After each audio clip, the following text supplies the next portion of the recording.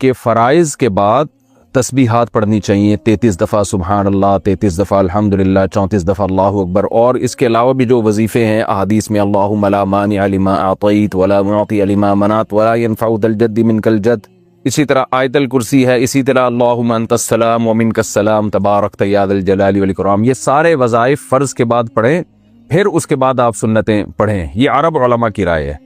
ہمارے ہاں جو بر صغیر کے علماء ہیں ان کی رائے یہ ہے کہ فرض نماز کے بعد آپ صرف اللہم انت السلام ومنک السلام تبارکت یا ذا الجلال والاکرام اتنا پڑھیں، اور پھر آپ سنتوں میں مشغول ہو جائیں۔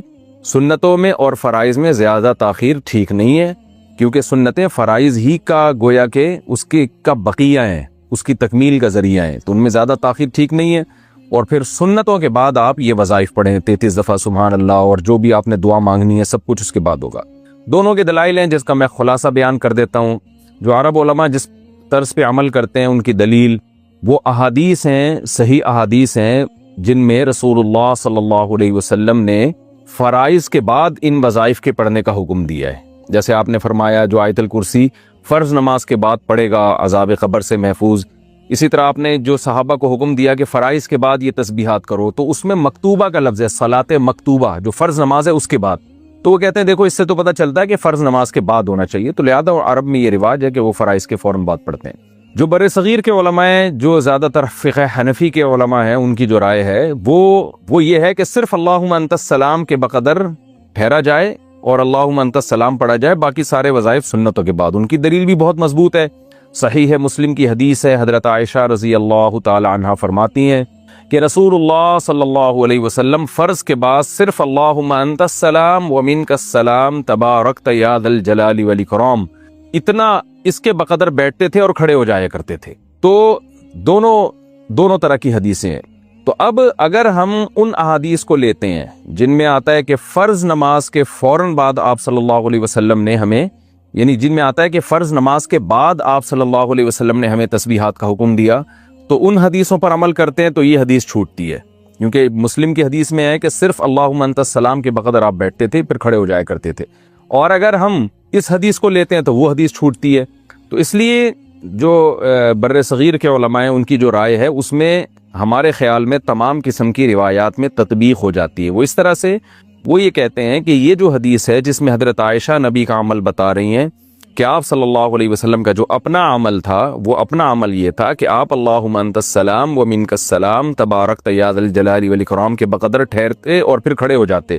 تو اس حدیث میں اور دوسری حدیثوں میں تطبیق ایسے ہوگی کہ دوسری حدیثوں میں جس میں آتا ہے کہ نبی نے فرض کے بعد یہ تمام اذکار پڑھنے کا حکم دیا، تو اس سے مراد فرض کے فوراً بعد نہیں ہے، کیونکہ اس حدیث میں فوراً کا لفظ کہیں بھی نہیں ہے، بلکہ صلاۃ مکتوبہ ہے فرض کے بعد، تو فرض اپنی تتمہ کے بعد، یعنی فرض اپنے لوازمات کے بعد۔ تو وہ اصل میں اعتراض ہے ان نمازوں سے جو فرائض کے علاوہ ہیں، جیسے اشراق کی نماز ہو گئی، تہجد کی نماز ہو گئی۔ تو ان احادیث جن میں آتا ہے کہ آپ صلی اللہ علیہ وسلم نے ہمیں حکم دیا کہ فرض کے بعد ہم یہ تسبیحات پڑھیں، تو اس کا مطلب ہے کہ یہ اشراق کے بعد نہیں ہے، یہ اوابین کے بعد نہیں ہے، یہ تہجد کے بعد نہیں ہے، بلکہ فرائض کے بعد ہے۔ بعد کا مطلب کیا کہ فرائض جب اپنی تکمیلات، اپنے لوازمات کے ساتھ مکمل ہو، اور فرائض کے لوازمات میں سے کیا ہے؟ سنت مؤکدہ۔ تو فرض نماز کے بعد کا مطلب کیا ہوا؟ فرض نماز پلس سنتوں کے بعد، کیونکہ سنتیں بھی اس فرض کی تکمیل ہی کا ذریعہ ہیں۔ تو اس طرح سے تمام احادیث میں تطبیق ہو جاتی ہے۔ تو اس لیے ہمارا فتویٰ اسی پر ہے کہ یہ جو صحیح ہے مسلم میں حضرت عائشہ نبی کا عمل بتا رہی ہیں کہ آپ صلی اللہ علیہ وسلم فرض کے بعد صرف اللہم انت السلام کے بقدر بیٹھتے تھے اور کھڑے ہو جایا کرتے تھے، ظاہر ہے پھر سنتوں میں مشغول ہو جاتے آپ صلی اللہ علیہ وسلم۔ تو ہمارا فتویٰ اسی پر ہے کہ نبی کا جو اپنا عمل ہے ہمیں اسی کو فالو کرنا چاہیے۔ آپ فرض کے بعد صرف اللہم انت السلام ومنک السلام تبارکت یا ذا الجلال والاکرام یہ دعا پڑھیں، 3 دفعہ استغفار پڑھیں، اور سنت مؤکدہ میں آپ مشغول ہو جائیں۔ پھر سنت مؤکدہ کے بعد آپ وہ تمام تسبیحات اور آیت الکرسی اور وہ لمبی دعائیں آپ سنت مؤکدہ کے بعد پڑھیں آپ، اور وہ بھی گویا فرض کے بعد ہی آپ نے پڑھی ہیں، کیونکہ فرض کے بعد سنتیں بھی اسی کا گویا ایک طرح کا اسی کی تکمیل کا ذریعہ ہے۔ تو اس طرح سے تمام احادیث پر عمل ہو جاتا ہے۔ البتہ وہ نمازیں جن میں فرض کے بعد سنتیں نہیں ہیں، جیسے فجر اور عصر، اس میں آپ فرض کے فوراً بعد پڑھیں ہیں، کیونکہ اس میں تو سنتیں ہیں ہی نہیں۔ اور یہ عمل خلفائے راشدین سے بھی ثابت ہے، ابو بکر اور عمر رضی اللہ عنہما سے بھی ثابت ہے کہ ان کے بارے میں بھی صحیح سند سے یہ بات ثابت ہے کہ وہ فرض نماز کے بعد تھوڑی دیر بیٹھتے تھے پھر اٹھ کے چلے جایا کرتے تھے. تو وہاں جیسے عرب میں یہ دستور ہے کہ وہیں بیٹھے بیٹھے فرض کی بعد وہ پوری تسبیحات پڑھتے ہیں اور پورے معمولات کرتے ہیں. تو حضرت ابو بکر اور عمر رضی اللہ عنہما سے جو ثابت ہے وہ یہ اس کے خلاف ثابت ہے کہ وہ سلام پھیر کے صرف اتنی تسبیحات یعنی اللہم انت السلام کے بقدر بیٹھتے تھے پھر کھڑے ہو جایا کرتے تھے, یعنی فوراً کھڑے ہو جایا کرتے تھے, وہ زیادہ دیر نہیں لگاتے تھے. تو خلاصہ یہ نکلا کہ ہمارے ہاں جس پر فتویٰ دیا جاتا ہے جو ہماری نظر میں دلیل کے لحاظ سے راجح قول ہے, کیونکہ یہ مسئلہ اختلافی ہے, اس میں کسی پر آپ تان و تشنیع نہیں کر سکتے, یہ نہیں کہ آپ کسی امام کو جا کے پکڑنا شروع کر دیں. تو راجح قول ہماری نظر میں یہی ہے کہ فجر کی نماز کے بعد اور عصر کی نماز کے بعد تو آپ جتنی چاہے لمبی تسبیحات پڑھیں, لیکن جن نمازوں کے بعد سنت موقدہ ہے تو اس میں صرف اللہم انت السلام کے بقدر آپ یہ دعا پڑھیں اللہم انت السلام بغیر ہاتھ اٹھائے, اور پھر اس کے بعد آپ سنت موقدہ میں مشغول ہو جائیں. بس اتنا کرنا ہماری نظر میں زیادہ بہتر ہے. پاکستان سے کسی نے پوچھا ہے, مجھے ایک لڑکی پسند ہے, بہت شریف آدمی ہے جس کو ایک لڑکی پسند ہے خالی, اور ہم دونوں ایک دوسرے کو پسند کرتے ہیں. میری عمر 18 سال ہے اور اس کے گھر والے بھی راضی ہیں. میری امی بھی اس کے گھر والوں سے مل چکی ہیں, لیکن میرے گھر والے مجھے سنجیدہ نہیں لے رہے.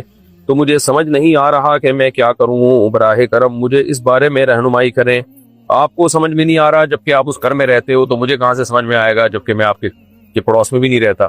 تو اس لیے جو سمجھ میں آ رہا ہے وہ کریں. اما ابا کو سمجھائیں, ان کو بولیں سیریس ہو جاؤ, کھانا پینا چھوڑ دیں, ہڑتال کریں, منائیں ان کو, پاؤں میں گر جائیں تو وہ اس کو سنجیدہ لیں گے انشاءاللہ. صلو علی الحبیب.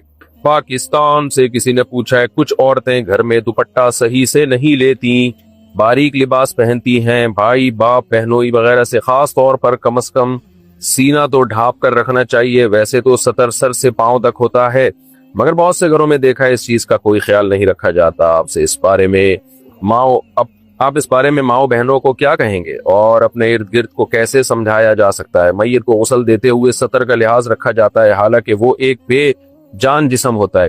پھر ہم اپنے بچے کے سطر کو کیوں نہیں سمجھتے؟ کیا اس کی اپنی کوئی شخصیت نہیں؟ ہم کیوں اتنے بے شرم ہو چکے ہیں؟ بھائی مسئلہ یہ ہے کہ عورت پر جو سطر ہے نا, سطر نامحرم کا سطر الگ ہے, محرم سے سطر الگ ہے. محرم سے تو سر پہ یعنی جو اپنے بھائی بہن کے رشتے ہیں یا باپ اور چچا وغیرہ کے, ماموں چچا, ان سے عورت کا پردہ نہیں ہے. تو سر پہ گھر میں اگر کوئی خاتون دوپٹہ نہیں لیتی ہے تو, اور باپ بھائیوں کے سامنے, تو ناجائز نہیں ہے, یہ کوئی گناہ نہیں ملے گا. ہاں حیا کے بہرحال تقاضا یہی ہے کہ سر پہ چادر لے لی جائے. شریف خاندانوں میں, اچھے خاندانوں میں ہم نے دیکھا ہے کہ باپ کے آتے ہی جوان بیٹیاں سر پہ دوپٹہ ڈال دیتی ہیں, بھائی کے آتے ہی جوان بہنیں سر پہ چادر ڈال دیتی ہیں. لیکن بہرحال ونس اپون اے ٹائم, اب تو سوسائٹی ہماری بہت ہی الگ ہی اسٹائل کی طرف جا رہی ہے. لیکن عورت میں جتنی بھی حیا ہوگی شریعت اس کو پروموٹ ہی کرے گی, اس کی حوصلہ افزائی کرتی ہے.